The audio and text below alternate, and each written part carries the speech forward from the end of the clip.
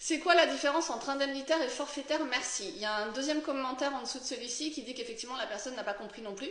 Donc, pour faire très simple, là on parle de l'assurance de prêt immobilier. Donc quand vous avez un crédit immobilier au-dessus de votre tête, vous avez une assurance qui va avec et selon les critères de l'assurance, vous allez être indemnisé ou pas. Donc, la différence entre indemnitaire et forfaitaire.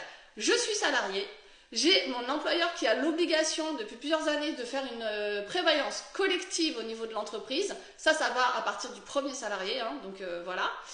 Cette prévoyance va permettre de faire en sorte que si je suis en arrêt de travail, je serai indemnisé par la prévoyance. D'accord ?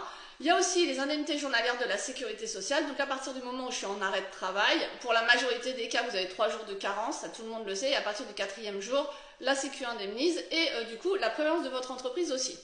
Donc je suis en arrêt maladie, en arrêt de travail, en accident du travail, peu importe, juste là je ne vais plus travailler.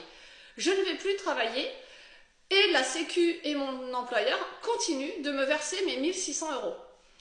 Si vous avez un contrat à la banque, parce qu'il n'y a que la banque qui le distribue comme ça, en indemnitaire, ça veut dire que lorsque vous allez demander l'indemnisation de votre prêt immobilier, parce que ça sert à ça, l'assurance, elle sert à prendre en charge vos mensualités du prêt lorsque vous êtes en arrêt de travail, ou en arrêt maladie, eh bien, dans ces cas-là, l'assureur va vous demander la copie des indemnités journalières de la sécurité sociale et la copie du contrat de prévoyance de votre employeur pour voir effectivement ce qui va être versé. Selon les conventions collectives, ça peut être 100% du salaire, 80%, 70%, peu importe. Donc là, dans mon exemple, on va rester sur 100%.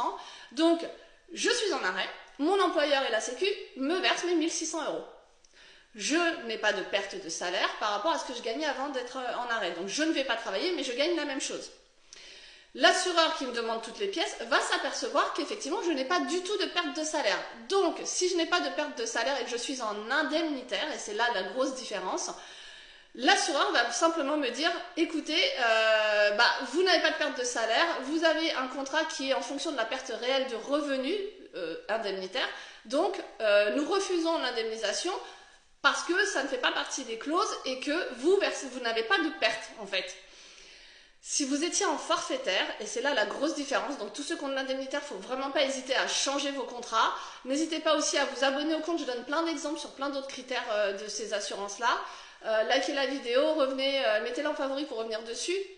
Et n'hésitez pas en commentaire à nous dire ce qu'il en est, comme ça, ça permet effectivement de voir pour les autres, etc. pour comment vous avez été indemnisé, par exemple, si vous étiez en indemnitaire et que vous aviez 100% de votre salaire, normalement vous avez un refus. Et le forfaitaire, pour revenir dessus, c'est effectivement, j'ai toujours mes 1 600 € par mon employeur, pardon, et du coup, l'assureur, lui, va quand même me payer l'indemnité de mensualité de prêt immobilier. Donc, si j'ai 1 000 € de crédit, j'ai 100% d'assurance au-dessus de ma tête en arrêt de travail, en incapacité. Dans ces cas-là, au bout des 90 jours de franchise, donc ça c'est la majorité des contrats encore une fois, il y en a qui ont 30 jours, il y en a qui ont 90, il y en a qui ont 180 jours, j'ai vu malheureusement. Donc majoritairement vous avez 90 jours de franchise, donc à partir du 90e jour, l'assureur va indemniser mon prêt immobilier jusqu'à ce que je reprenne le travail. Donc si je suis en arrêt encore 3 mois, encore 5 mois, encore 10 mois, c'est l'assureur en forfaitaire qui va payer les 1 000 € de crédit à ma place. Et je n'ai pas à les rembourser. Ça aussi, je l'ai beaucoup vu, donc je n'aurai pas à les rembourser quand je reprendrai le travail. C'est vraiment une indemnisation, vous payez des assurances pour ça. Donc, n'hésitez jamais à regarder ce que vous avez comme contrat. Et pour ceux qui ont de l'indemnitaire, changez. Honnêtement, on peut le faire quand on veut maintenant. Grâce à la loi Lemoine, vous pouvez changer d'assurance quand vous voulez. Donc voilà, la différence, elle va être là. J'espère que c'est plus compréhensible avec cet exemple-là. Et puis n'hésitez pas en commentaire, j'essaye de répondre à tout le monde, même si ça devient un peu compliqué. En tout cas, je reprends la majorité des questions qui se ressemblent pour essayer de vous donner les informations nécessaires. Voilà, je vous souhaite une bonne journée.